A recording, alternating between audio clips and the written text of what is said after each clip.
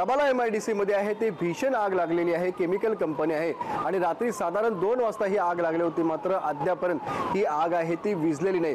तुम्ही समोर पाहताय की अजूनपर्यंत ही आग चालू आहे। जवळपास 8-10 तास होत आले तरी ही आगीवरती या ठिकाणी नियंत्रण मिळवण्यात आलेलं नाहीये, कारण आतमध्ये केमिकल मोठ्या प्रमाणामध्ये आहे। मेणबत्त्यापासून आहे ते मेणाचं जे केमिकल आहे त्याच्यापासून वेगवेगळ्या साहित्य, मेणाचं साहित्य आहे ते बनवण्याचं काम आहे ते या कंपनीमध्ये केलं जातं। त्याचबरोबर मच्छर आहेत ते मारण्याची जी काय औषधं आहेत ते सुद्धा या कंपनीमध्ये बनवली जातात। त्यामुळे हे जे केमिकल आहे, केमिकल या ठिकाणी पूर्णपणे जोपर्यंत जळून खाक होत नाही तोपर्यंत या आगीवरती नियंत्रण मिळवणं मुश्किल असल्याचं या ठिकाणी अग्निशमन विभागाकडून सांगितलं जात आहे।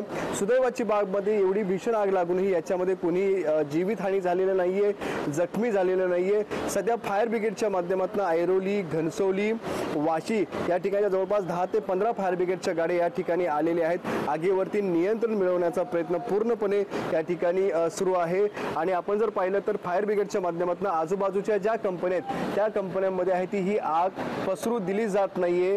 त्यामुळे बाजूच्या कुठल्याही कंपनीला याची झळ बसलेली नाहीये, मात्र जी केमिकल कंपनी आपण पाहतोय की ती केमिकल कंपनी मात्र याच्यामध्ये पूर्णपणे जळून आहे ती खाक झालेली आहे। विनायक पटेल, ABP माझा, नवी मुंबई।